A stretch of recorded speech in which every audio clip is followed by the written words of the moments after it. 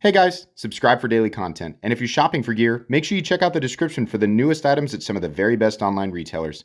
There's also links for some of the items that I personally recommend. Thanks!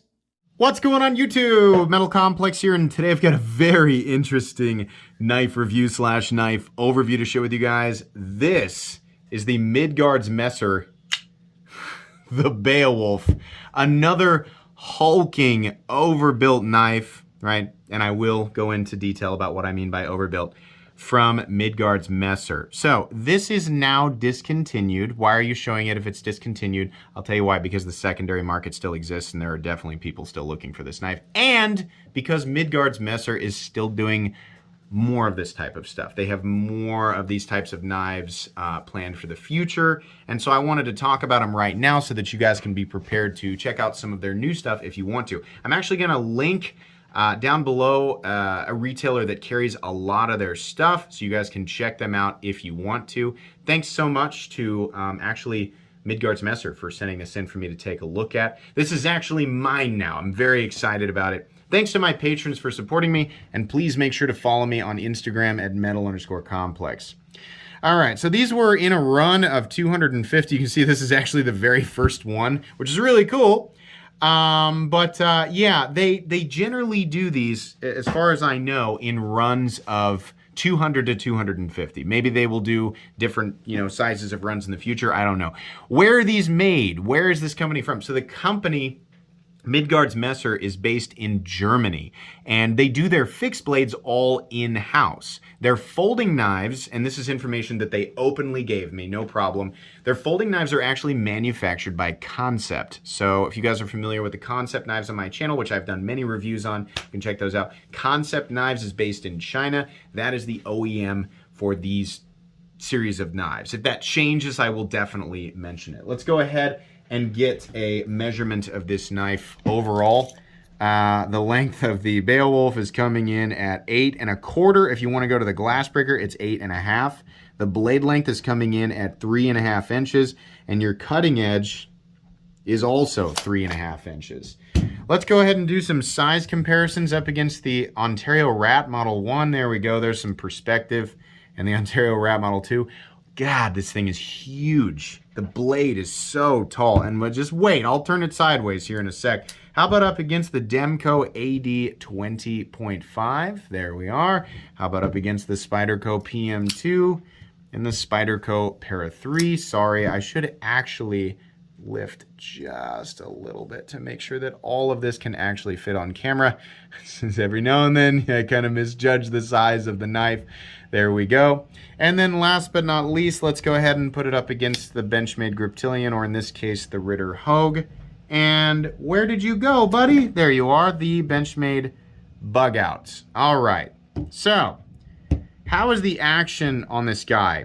The action is very good. It's running on bearings and it is smooth, though I'll tell you, it's probably gonna, even if the action wasn't smooth, it probably would still drop shut because the blade is extremely thick and extremely heavy. It absolutely will drop shut. There's a little bit, it's kind of the issue that I had with the Thunrar. These areas are scalloped out, but this edge right here is a little bit sharp, and the tension on that lock bar is fairly heavy. So after a little bit, it's going to kind of wear on your fingers to disengage. There is no double clutch, and you have this enormous safe zone right here where there's pretty much no chance that the blade is actually going to drop down on your fingers. So yeah, I mean, the action is kind of, it's not the friendliest thing in the world, but the action is smooth. As far as deploying it, there's no flipper tab, there's no thumb stud, there's no option to front flip it. You kind of just have to pinch into the fuller and wheel it around. It's very easy to do versus other massively overbuilt knives that I have handled from the past, right? But having something else to deploy it, this is the same way as their Viking, it's the same way as the Thunrar. You don't have another option for deployment if you want to open it with one hand. You either open it with two hands, which is probably how it was intended, or you sort of stick your thumb in that fuller, which is kind of hard to do on this one. I pinch it on both sides and then wheel it around, right?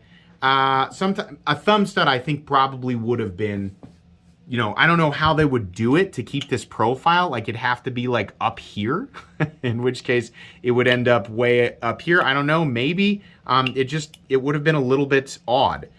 What's happening here, if you're wondering like, why is he having a problem disengaging it? There's a secondary lock right here, which we're gonna talk about.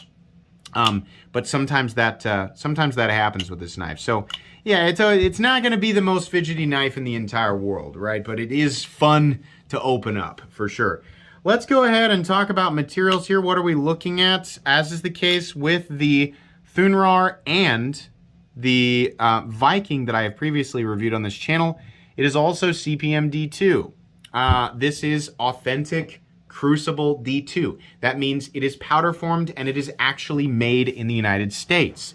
CPM D2, while people are just going to automatically throw it in the same category as ingot D2, which is what you see on budget knives, it actually is fairly expensive for a company to purchase this composition from Crucible. Do I think it was the right choice on this knife? It's like the same thing I said with the Viking and the Thunrar. No. It's fine. CPM D2 will definitely outperform regular D2 slightly in terms of edge retention and toughness. It has almost, you know, the right amount of chromium to be considered stainless. It's 12%. I think the line is 14%. Obviously, you have to relate that to the amount of carbon in the steel, but it's close to a stainless steel. And then as far as sharpening goes, it's actually going to be a little bit tougher when properly heat treated than regular D2 as far as I understand. We get a lot of varying reports, right? Right now, having just talked about it, look down in the comments. You're going to see people disagreeing based on what they've read, or what they have experienced with this steel, right? But averaging everything out from what I understand, CPM D2 slightly outperforms regular D2, right?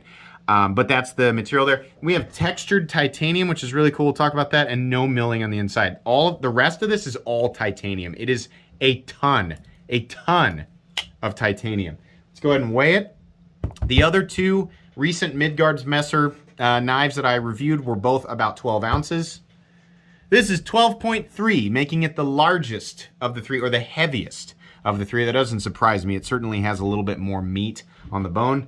This is a lot of knife to dedicate to. There's no way around it. Even people who are used to carrying larger knives, putting this in your pocket, you are going to notice it. 99.999% of people, save that one guy down in the comments who's gonna tell you how big he is and how much it doesn't matter to him, you're gonna notice it, right? You're gonna have to adapt to it. It's just the way that it's gonna be. Let's go ahead and do a hardware check. I'm gonna get out my tools as per usual. My tools are very inexpensive and very recommendable. You can find them right down in the section of my description. It talks about the tools I use in this channel. We have, it's a T8, but it honestly feels like one of those that might be a weirdo T9. I'm just gonna try it. A T9 does fit. Is it a T10? Maybe I'm just stupid.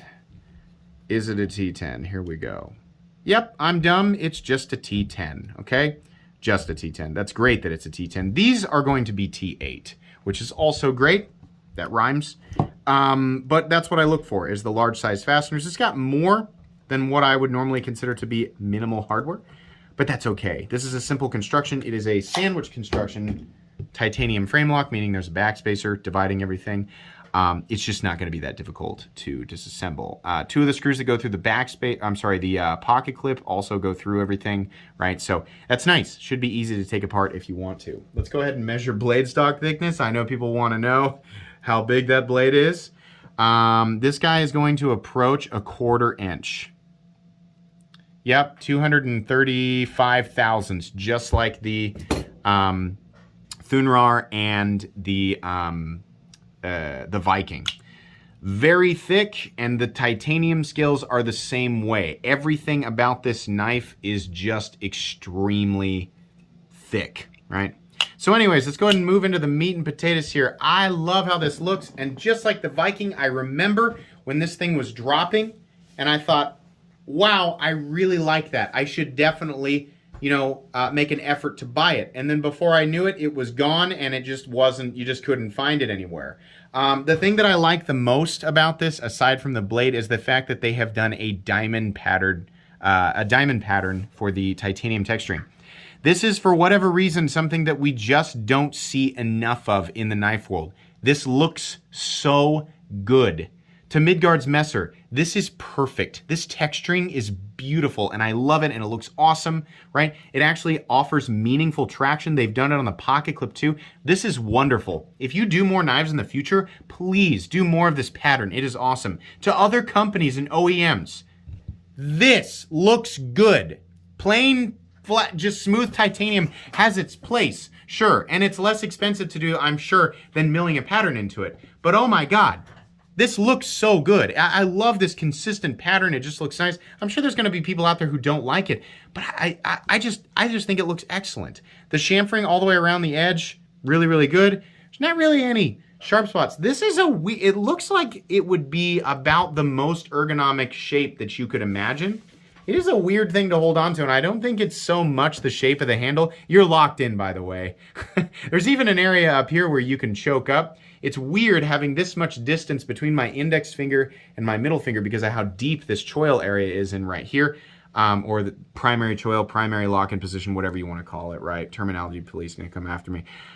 It is the positioning of the pocket clip that makes it feel weird. And the pocket clip, you know, I don't know how many options they had. They could have mounted one like this and kind of gone sideways, or one straight or whatever. I think a pocket clip down the center, you know, more like covering this divider line between the frame and the lock bar would have been a little bit better, but I don't know that they could have avoided, right? To get the pocket clip to sort of go with the theme of this, which is, you know, hulking sort of tank sort of theme, it might have been the same no matter what. It's a weird thing to hold, but I gotta say, it still has that wow factor. This is still going to be a knife, love it or hate it, where anybody who picks it up is gonna go, wow. That's just what's gonna happen, right? I've had a couple of buddies over, and these types of knives always get a big smile. You can't help it. You pick something like this up, a big, chunky, mega thick, overbuilt knife, you pick it up, instant smile. It's just one of those things. I mean, you know, I don't need to, you know, say this, but I'm gonna anyway. I think it's obvious that stuff like this, I mean, you can obviously get a practical knife. Like, we don't need things to be aggressively thick in order for them to be functional. I don't believe that that's why this was made. In fact, I think it's kind of clear that, you know, Midgards Messer just likes to make big, overbuilt knives. Because they're cool, and that's the same reason that I like them. I'm not, you know, laboring under the delusion that I'm, you know, somehow more prepared with this in my pocket over a more standard sized pocket knife. I just like it. It's just cool that it is kind of just a big chunk of, you know, beef. It's just cool. So yeah. I also like the sort of Terminator look. I think, you know, some people might like blue and bronze. I think it would be a good idea in the future to do, you know, anodized versions. It seems like they pick a color setup and that's what they do.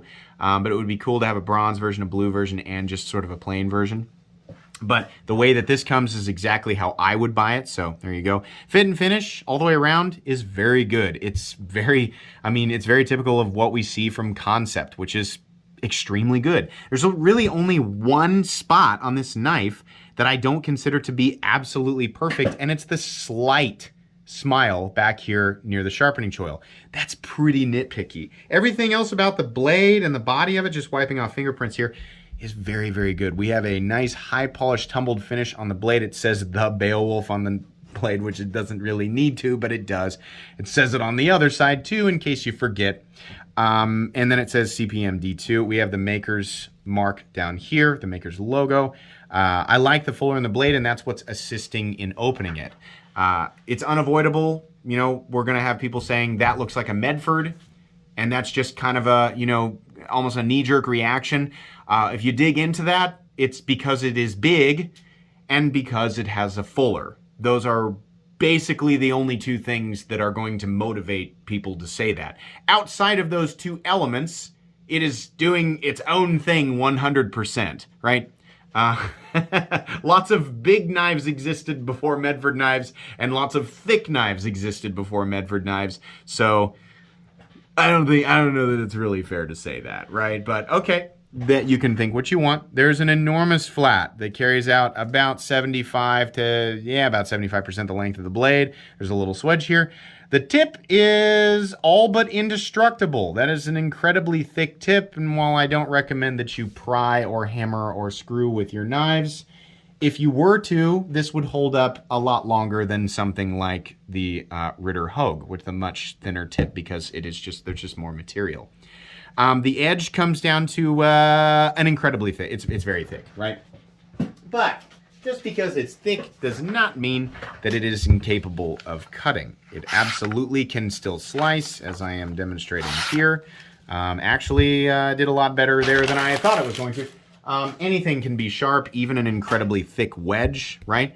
But the problem is that, you know, if you're going to use this for a long period of time for, like, you know, let's say breaking down a cardboard box, you're going to be pushing a lot of blade through the material that you're cutting, right? So, you know, if you're going to do this, if you're going to do some like light chopping, which I honestly don't know if the manufacturer recommends, but if you were going to do that, then this type of blade is going to excel a little better than, you know, something that's lighter. There's just more heft behind it. The geometry is going to lend towards the way of toughness, right, on top of the composition. So I guess right there. But for the most part, it's just going to make regular cutting tasks a little bit more cumbersome. But again, the reason that people are probably interested in this is it's probably not so, it's not as much for utility as it is for, wow, big thick knife. That's kind of neat, right? And I get it 100%.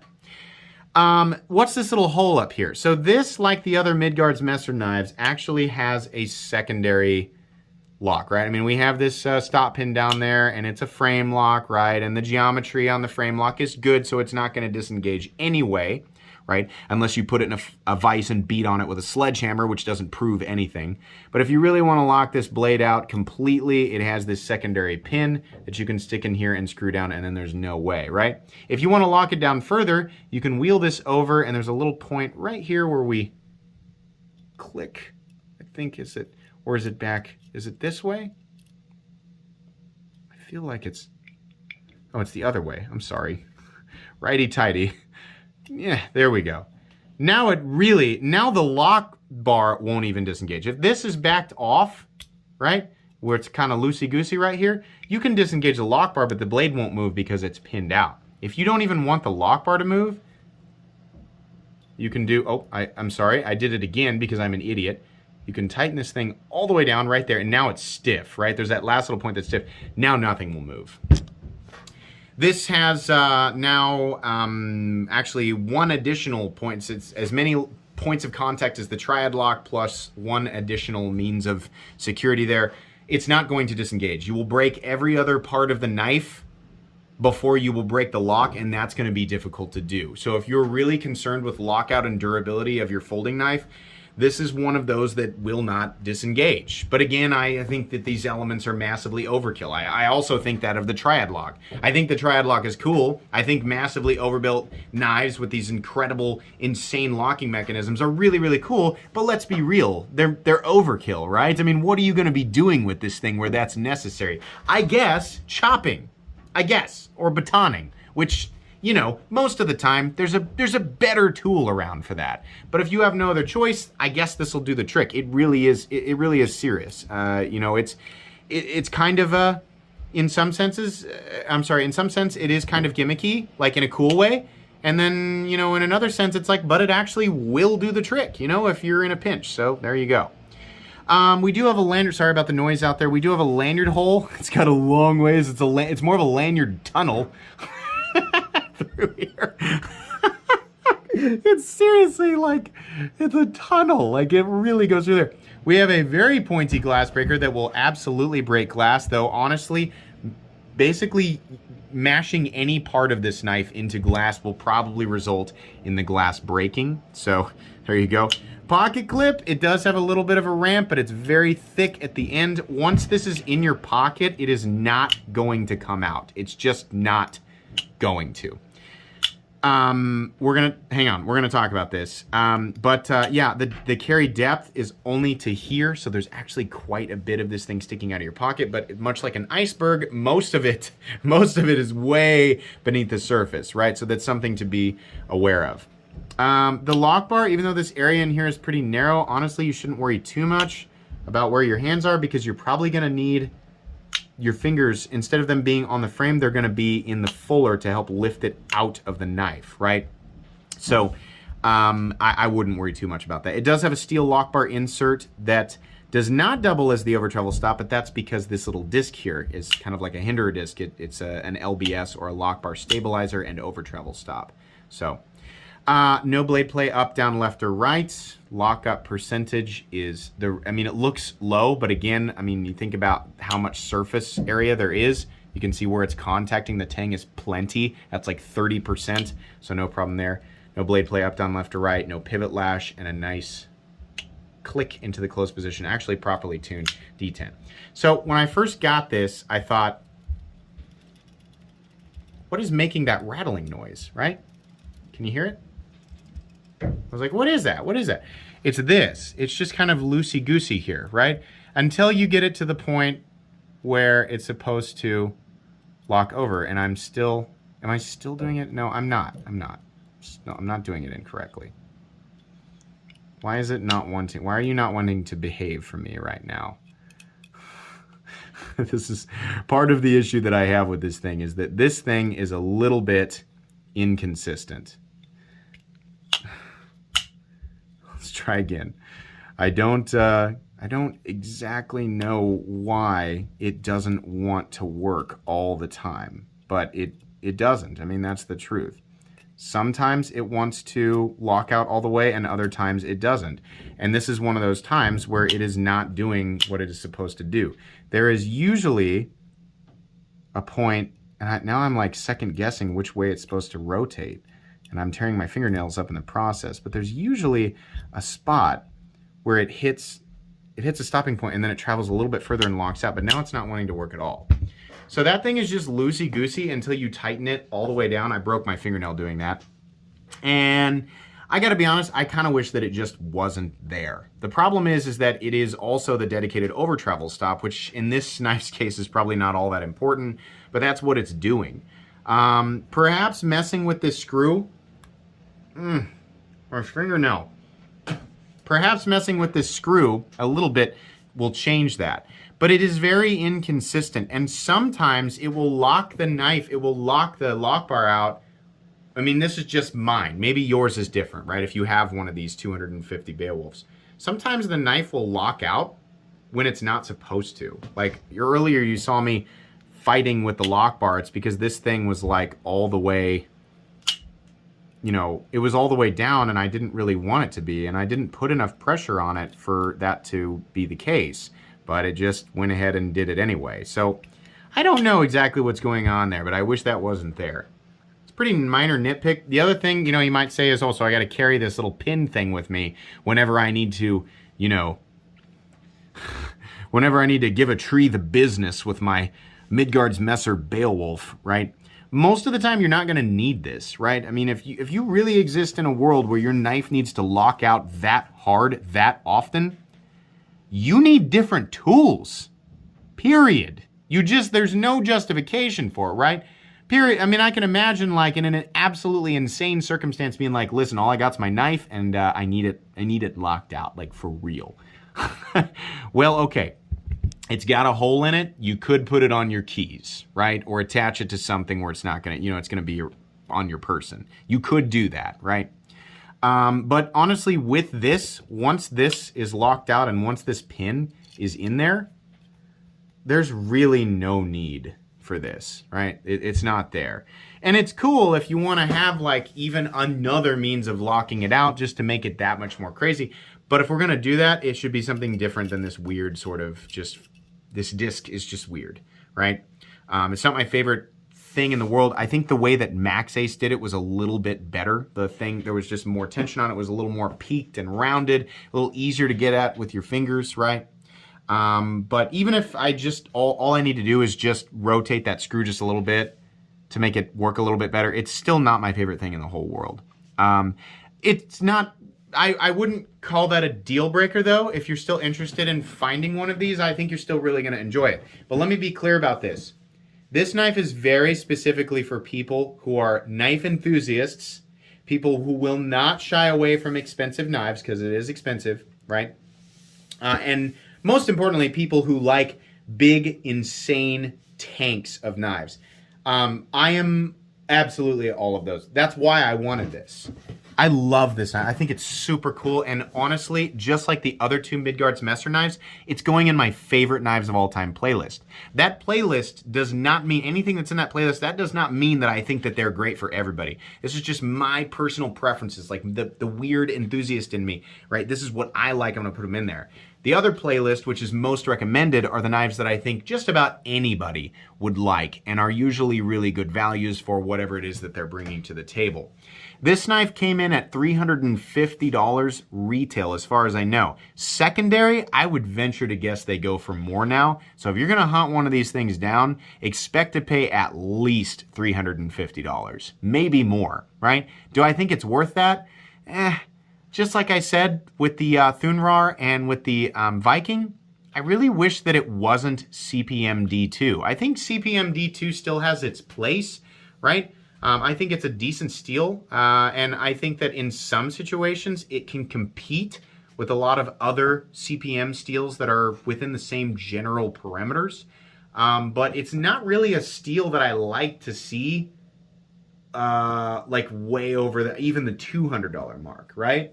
I think there are better balances out there. I think, for example, S45VN, S35VN, and LMAX will absolutely complement the geometry of this blade and sort of help, you know, help get people, like, looking at the price. It's kind of one of those things you go, well, at least, you know, it's got one of those steels on it, right? Those are stainless steels that are still plenty tough and hold, in, you know, in all those cases, they should hold at least the same or better in terms of edge retention, right? And they are, in some cases, actually easier. I think S35VN actually might be easier to sharpen. That can't be exactly right. It's that multi-directional teeter. Since I'm not a metallurgist and not a master professional bladesmith or master professional knife user and sharpener, it's really hard to keep all of that information in my head. But I think the balance of the compositions, based on what little I know, it would be better. And I think that it's easier for people to, you know, choke down that $350 price tag, right? That being said, I will admit that because of my own personal preferences, which might be wildly different than yours, at $350, if it was right there in front of me and I was ready to go, I definitely would have bought one. But that's because I like these types of knives.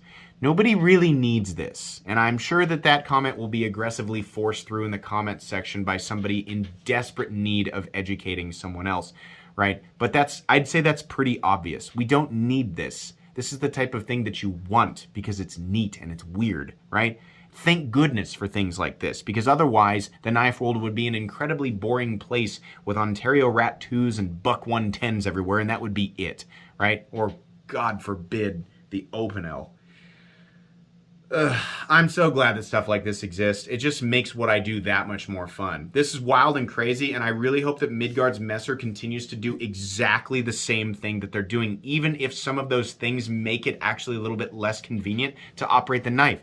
It's just wild and crazy. So it's so much different. This is so much different than anything else that's out there. And that's the kind of thing that I appreciate as a knife reviewer and as, you know, a 14-year knife enthusiast. It's just cool. So anyways, that's going to be pretty much it today, guys. Thanks again to Midgards Messer for sending this in. Please make sure to follow me on Instagram at metal_complex. If you enjoyed this video, leave a like. If you'd like to check out my other content, I do, of course, have lots of videos of knives that are either expensive or inexpensive that I do or don't like, so check those out. And if you enjoy all my content, go ahead and click on that Metal Complex logo right there and subscribe, because there's definitely more coming. Thanks again for watching, everybody, and have a great day.